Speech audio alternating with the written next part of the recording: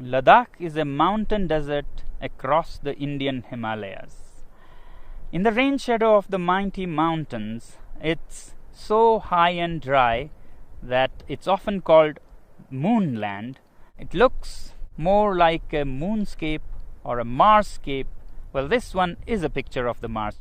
Often called Little Tibet, this region remains landlocked, cut off from the rest of the world for half the year. Temperatures range from -30 to +30. Hi, I'm Sonam Wangchuk, a simple indigenous tribal from this remote Ladakh. I was born in an even remoter tiny village of 5 households. But that was a long time ago. Today, my village has grown 100% to become a village of 10 households. Perhaps still a little bit smaller than your city. We had no schools in our village, so I learned from the farmers, from the rivers, trees, animals, and above all, from my mother. I picked up English and other languages from the radio and meeting people from different countries. Later went to some schools and finally finished mechanical engineering.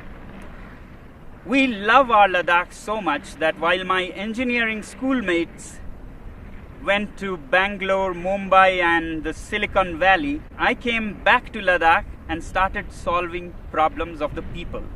Children's problems in school education, people facing harsh cold winters, and farmers facing water shortage in the face of climate change. I've been doing these things for the last 30 years, and the world has been very generous. They have not only acknowledged but admired my work with various awards in different parts of the world. But today I have come here not to talk more about these things, but to share with you a bigger challenge that Ladakh is facing and to seek your support in solving our problem. Yes, you can solve our problem, and not only that, you have the power to even avert a world war. Let me explain how. This is Ladakh.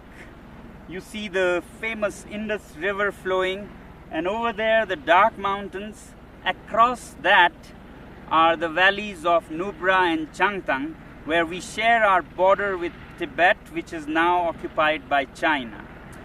You may have heard that for the past few weeks, Chinese army has intruded deep inside Indian territory. This has been happening over years, and our shepherds who raise the famous Kashmir goats have lost a lot of their pastures and are in deep trouble. Now, the Indian army is there in large numbers across those mountains, matching China's soldier to soldier, bullet to bullet. But I don't think that is a solution. Both these countries are nuclear powers, and push comes to shove, India doesn't need all of its 160 nuclear weapons to raise all Chinese cities, and vice versa. And that could soon escalate into a full-fledged world war, World War III.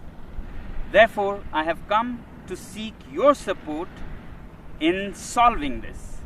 You, my friends, have the wallet power, which in this case can even diffuse a bullet war between different countries.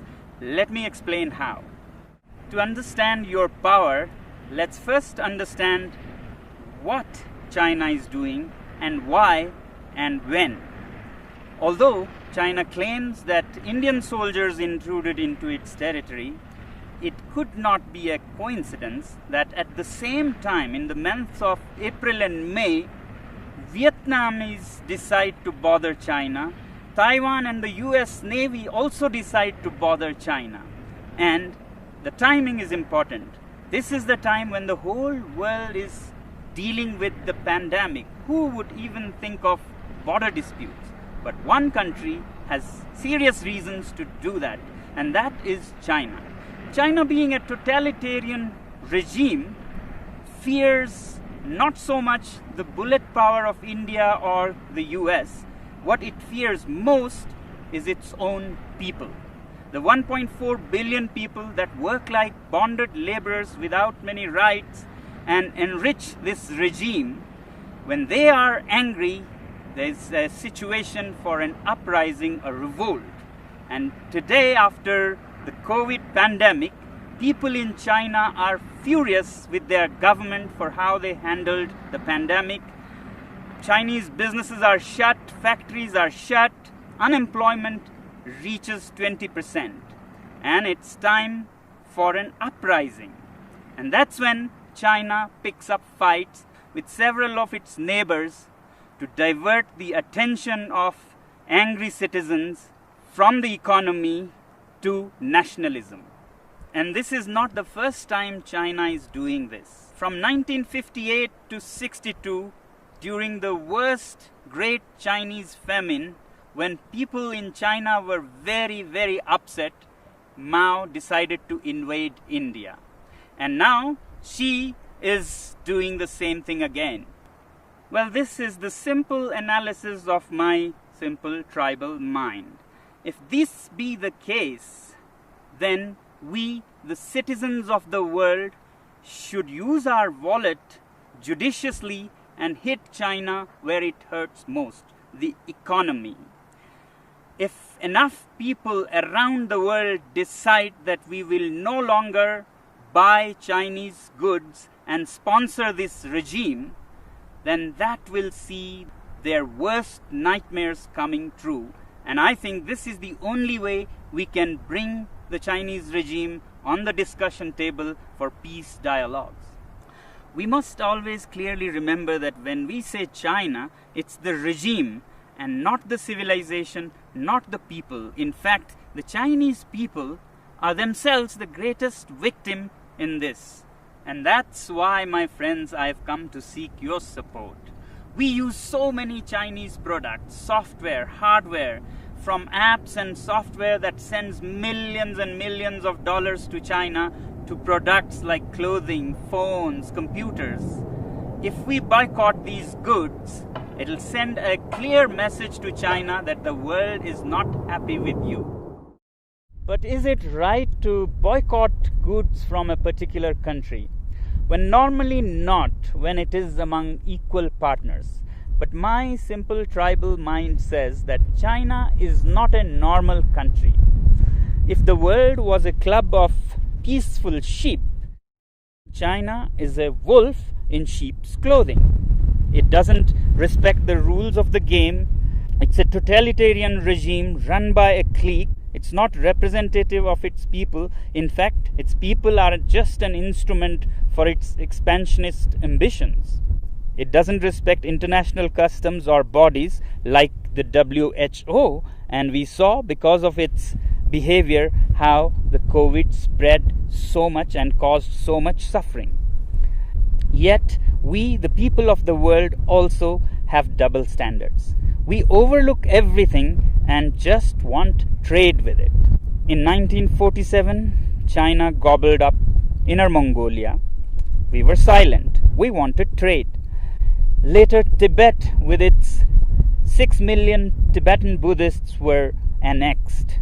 We were silent. We wanted trade.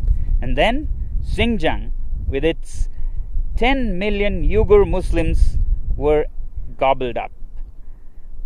We were silent. We wanted trade. In fact, 60% of today's China is occupied territory. But we overlook that because we want trade. But the biggest victims of this regime are the 1.4 billion Chinese. They work like bonded laborers, have hardly any rights, and if they raise their voice, they disappear. China has already blocked and banned Twitter, Google, Facebook, and keeps its people from all the information of the free world. And now with the Belt and Roads Initiative, China is laying a debt trap around the world. Already, countries like Sri Lanka have lost their land as they couldn't pay the debts. Pakistan is soon becoming a colony of this kind. In Africa, Djibouti has already lost its land for China. Countries like Tonga have debts that amount to 44% of its GDP. After Asia and Africa, they're soon arriving in Europe, where assets are being built all over Central Asia and Europe with loans from Chinese companies and contracts given to Chinese companies with very high rates, and when you can't repay the loans, you lose your land. To my simple tribal mind, these belts and roads are the veins to suck the blood of the world, to send finished Chinese goods and to suck resources and money from around the world. But we overlook all these facts because we are addicted to cheap Chinese goods. We must also find out, why are these goods cheap in the first place? Can we ethically make cheap goods like this? Well, they are cheap because the labor is low paid, labor laws are hardly there, and natural resources are plundered like there is no tomorrow. State subsidizes utilities to artificially lower their prices, and they manipulate currencies in their favor. So it's time that we, citizens of the world, take our wallets into our hands and say we have personal economic sanctions on this regime. And yet in the free world, we have the double standards to say that if our own country has environmental and human rights restrictions, we move our factories to China. Well, aren't Chinese people human beings with human rights? Isn't nature in China a part of this planet? Now, some people would ask, is it practical? How can we manage without Chinese goods? And what are the alternatives? Well, if we are determined and give enough time to businesses and industry, things will adapt themselves. So that's why I say boycott made in China, software in a week, hardware in a year. So your software apps like TikTok, Hello that you have on your mobile phones, you can immediately uninstall and uninstall in millions so that China gets a message. As for hardware like phones, computers, clothing, we take a year and slowly choose products sourced out of the free world. And my simple tribal analysis says that if you give time and clear determination, then businesses will adapt. A new ecosystem will develop where there'll be enough goods to cater to people who don't want to buy Chinese goods. Just like vegan people or Jain community, they don't eat certain things, they don't go hungry. Businesses adapt and they get what they want with time. As for replacements and alternatives to Chinese goods, I really don't think that we need an alternative for everything. We have been buried under cheap Chinese goods. We have made our houses into museums cluttered with cheap things that we don't even need. Why do we need 10 pairs of shoes? Why can't we do with 3 pairs of shoes made very nicely by local craftsmen? Why do we let these goods pollute our rivers, lakes? Can we learn to live simpler? These lockdowns have actually taught us that we can be happy with much less.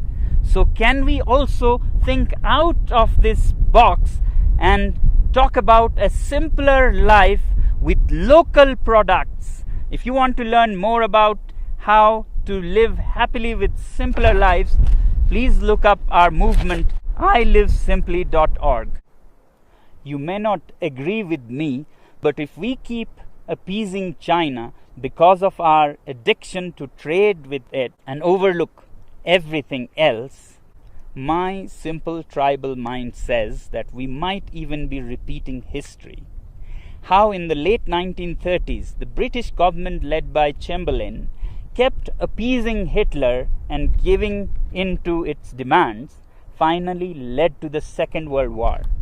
If we continue on the same path, we might either be leading the world to a third world war or a world dominated and colonized by China.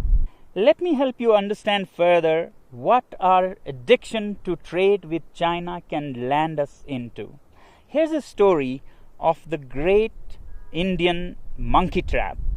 Man puts a sweet bait into the pitcher and then ties this pitcher to a tree with a very small opening.